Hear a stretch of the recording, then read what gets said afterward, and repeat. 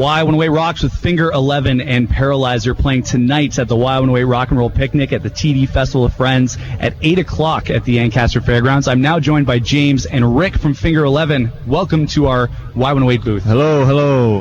Hey there, how you doing? I'm doing well. How are you guys? Very good. Very excited to play. Very soaking in the atmosphere and loving it. You guys were saying that you love the fair atmosphere and coming to a fair. Yeah, it started to become sort of the feelings and the smells of summer for us. It's usually what we're doing.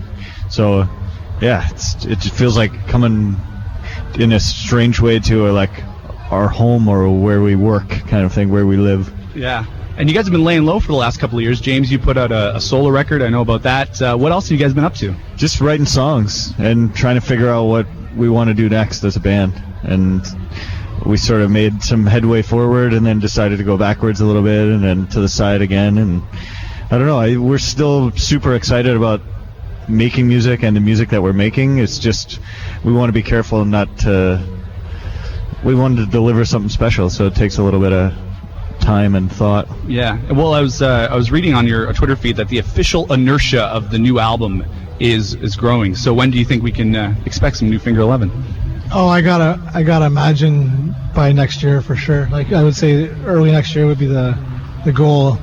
Right now, like we're dealing. Like I think the majority of the record's been written. I guess, but I would have probably guessed that a year ago as well. But yeah, as far as it being finished, there is no official date scheduled. But I gotta think by the early next year we'll be back playing music with the record out. So. And you guys have been together for going on 20 years now. What's the key to longevity in a band? I guess I only know our own version of the story and the experience, but I think taking our time has been a big part of it. Like, not really by design, but we've coincidentally taken a few years to make records, and that somehow has spaced out our career and allowed us to survive longer. I don't know if that has anything to do with it, but we just seem to do everything at our own pace, and making sure that there's a reason to feel like we still want to be a band and stuff like that, and holding on to those things. That's kind of the secret. Plus, we're friends as much as we are people who work together, right? So that goes a long way when you're spending every single second with someone. Yeah, I can imagine.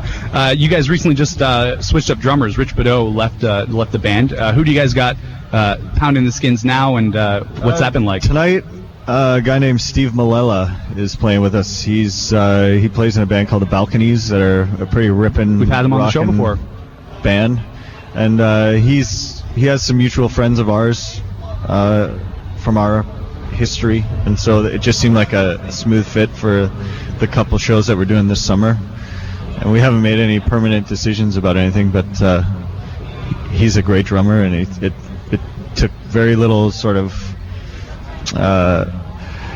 effort to make it sound like, oh my god, this is rocking. Yeah. Like he sort of, we've been the same unit for so long that you get a little nervous that you can't do it without the same pieces, and then you get in a room and it's like, oh, this is awesome. Yeah, it's all working. Yeah. It's all meshing together. We're talking to Rick and James of Finger 11. They're playing tonight at the Rock and Roll Picnic at 8 o'clock. And how's the set list looking? What's any surprises that people can expect in the Finger 11 department for hits?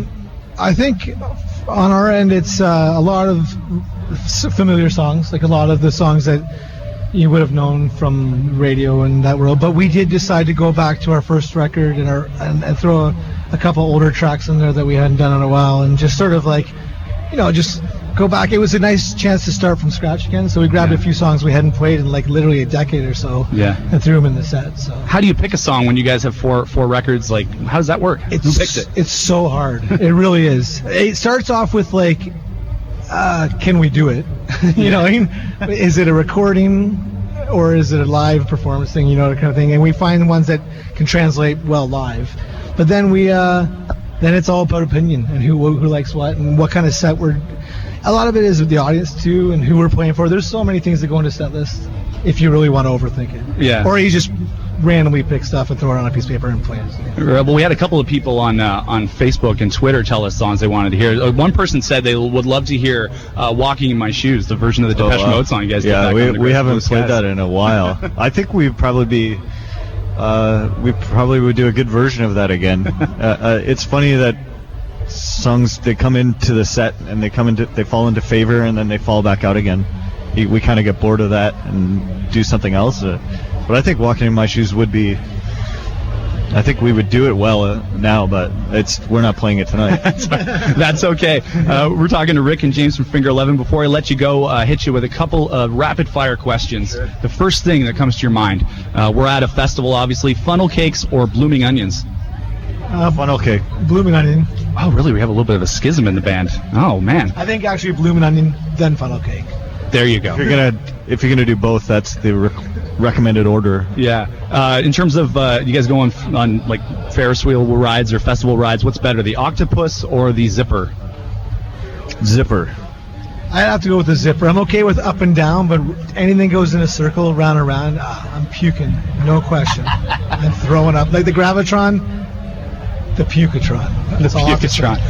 And the new Ninja Turtles movie's out this weekend. Who is your favorite Ninja Turtle?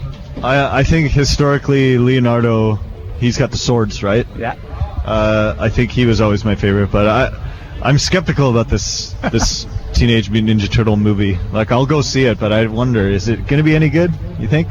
I hope so. My favorite is Shredder. Yeah. Well, there you go. You do play. Looks pretty badass in the new one. Yeah. He's got retractable blades and stuff. And we do have the two guitar players of Finger 11 here, so you guys are the Shredders. So that's right. That's right. how it goes.